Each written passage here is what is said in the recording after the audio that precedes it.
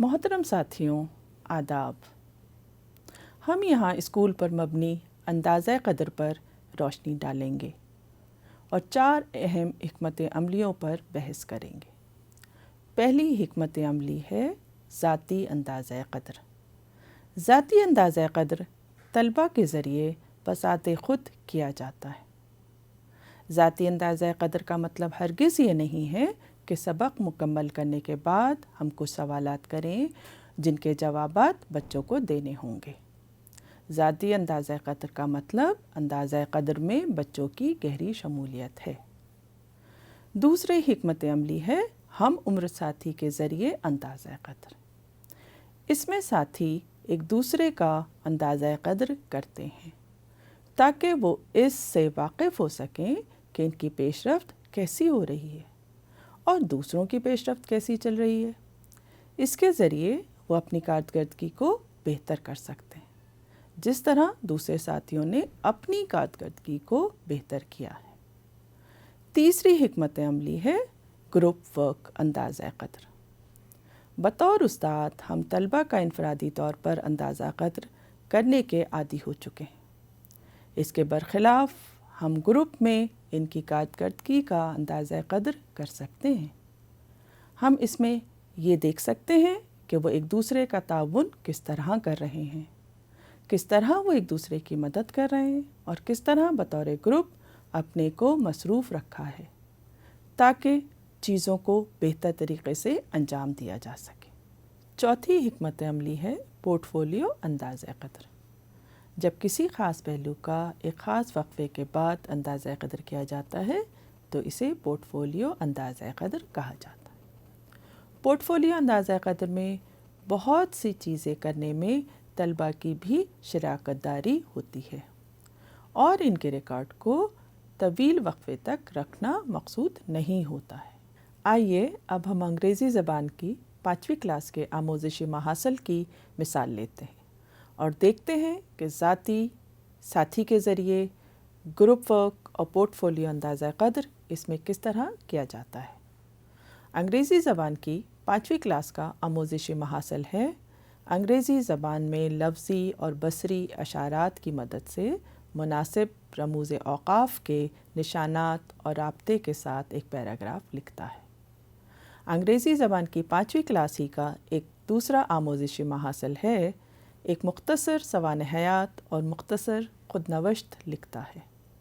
मज़कूरा बाला 2 आमोज़शी महासल सामने रख कर हमें ये आसानी से समझ में आता है कि इसको करने के लिए तलबा को सिर्फ़ मवाद मज़मून की शनाख्त करने और मारूज़ी सवालों के जवाब देने ही की सलाहियत काफ़ी नहीं है, बल्कि इनमें लसानी अहलियत का पाया जाना भी अहम है। मज़कूरा बाला 2 आमोज़शी महासल को सामने रख कर हम ज़ाती अंदाज़ा क़द्र, साथी के ज़रिए अंदाज़ा क़द्र, ग्रुप अंदाज़ा क़द्र और पोर्टफोलियो अंदाज़ा क़द्र के लिए अंदाज़ा क़द्र की कुछ हिकमत अमलियों का वज़ा करते हैं। इन दोनों आमोज़शी महासिल का एक बुनियादी मकसद ये है कि बच्चों में सिर्फ़ मारूज़ी किस्म के सवालात के जवाब देने ही की सलाहियत ना पैदा हो, बल्कि इनमें तहरीरी सलाहियत भी परवान चढ़े, इनमें तनक़ीदी तहरीरी सलाहियत भी पैदा हो ताकि वो माकूसी तरीक़े से तहरीरी सलाहियत को परवान चढ़ा सकें और ख़ुद को लायक और अहल बना सकें। जब हम बच्चों से कोई मज़मून लिखने के लिए कहते हैं तो इनसे फ़ौरन एक तासुर ये पैदा होता है कि इनको कोई काम दिया गया है। इनके बजाय ज़रूरत इस बात की है कि हम इनकी शमूलियत को फ़ाल और सरगर्म बनाएं। इनसे पूछें कि वो किस मौजू पर लिखना पसंद करेंगे। बहुत से मानूस मौज़ूआत में से हमें तलबा की राय भी लेने की ज़रूरत है कि वो किस मौजू पर तख्लीक़ी और तनक़ीदी तौर पर लिखना पसंद करेंगे। इन मौज़ूआत में से एक मौजू को मुंतख़ब करके मज़मून तहरीर करने के कुछ मयारात भी मुक़र्रर किए जाएँ। आमतौर पर असातिज़ा ही मज़मून निगारी के मयारात तय करते हैं। ये करने के बजाय हम मयारात को तय करने में भी तलबा को शामिल करें। इस तरह जब तलबा और असातिज़ा दोनों साथ मिलकर मयार तय करेंगे تو ایک ایسا معیار نکل کر سامنے آئے گا جس معیار کے عناصر ترکیبی بچوں کی دسترس کے اندر ہوں گے۔ جب اس طرح کا ایک معیار طلبہ اور اساتذہ کے ذریعے وضع ہو جائے گا تو طلبہ میں مابعد الادراک کے تصور کا فروغ ہوگا۔ مابعد الادراک میں وہ صلاحیتیں آتی ہیں جہاں طلبہ یہ سمجھتے ہیں کہ ان کی آموزش کس طرح ہو رہی ہے، آموزش کس سمت جا رہی ہے اور آموزش کی رفتار کیا ہے۔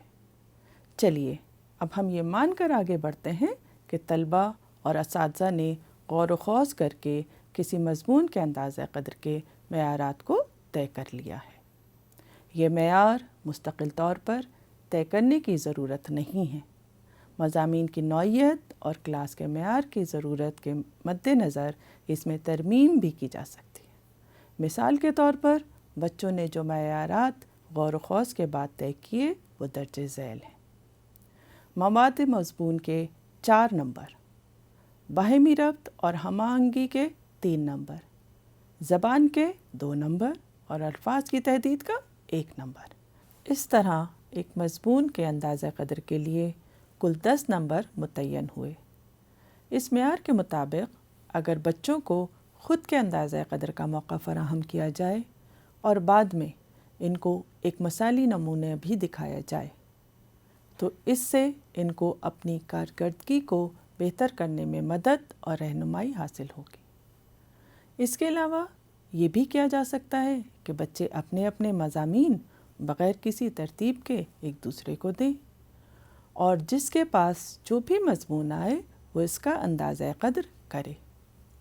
اس طرح استاد کے بجائے وہ اندازہ قدر خود بھی انجام دے سکتے ہیں۔ ذاتی اندازہ قدر اور ساتھی کے ذریعے اندازہ قدر کے علاوہ ہم طلبہ کو الگ الگ گروپ میں تقسیم کر کے ان سے کسی بھی عنوان پر یا جو بچوں نے مضامین لکھے ہیں اسی طرح کے ملتے جلتے عنوانات پر یا پھر انہی عنوانات پر گروپ میں اجتماعی طور پر مضمون تحریر کرنے کو کہیں۔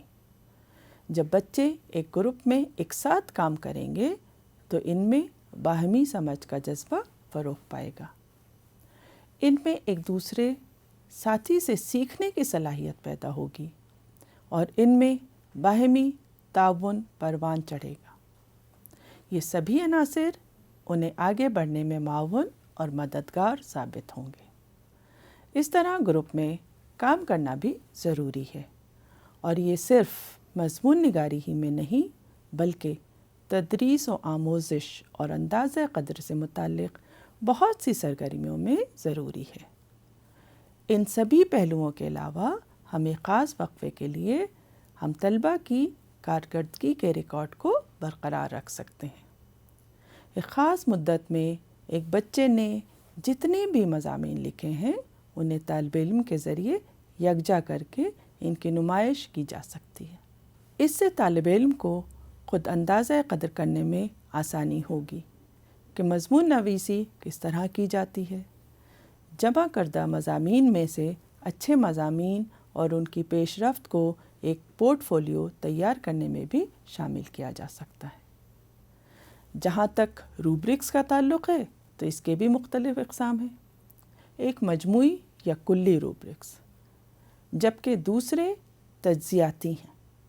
کلی روبرکس میں ہم قدر کو ذیلی حصوں میں تقسیم نہیں کرتے، تجزیاتی روبرکس میں ہم کارکردگی کو ذیلی حصوں میں تقسیم کرتے ہیں۔ اس طرح طلبہ میں صرف یہ سمجھ ہی کی صلاحیت پیدا نہیں ہوتی کہ انہوں نے کیا اور کیسے لکھا، بلکہ ان میں یہ قابلیت بھی پیدا ہوتی ہے کہ وہ پرکھ سکیں کہ ایک مضمون دوسرے سے کس طرح بہتر ہے۔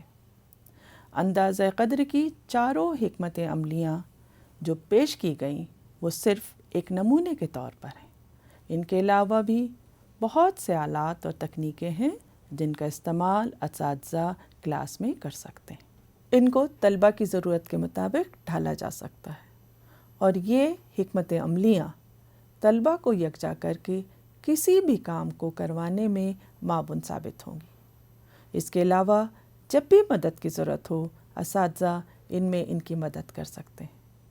اس طرح ہم اسکول پر مبنی اندازہ قدر کا بآسانی مؤثر طریقے سے نفاذ کر سکتے ہیں تاکہ طلبہ اس حال میں آ جائیں کہ وہ خود اپنا اندازہ قدر کر سکیں اور آگے بھی اپنی پیش رفت کو ٹٹولنے کے لائق بن سکیں۔ شکریہ۔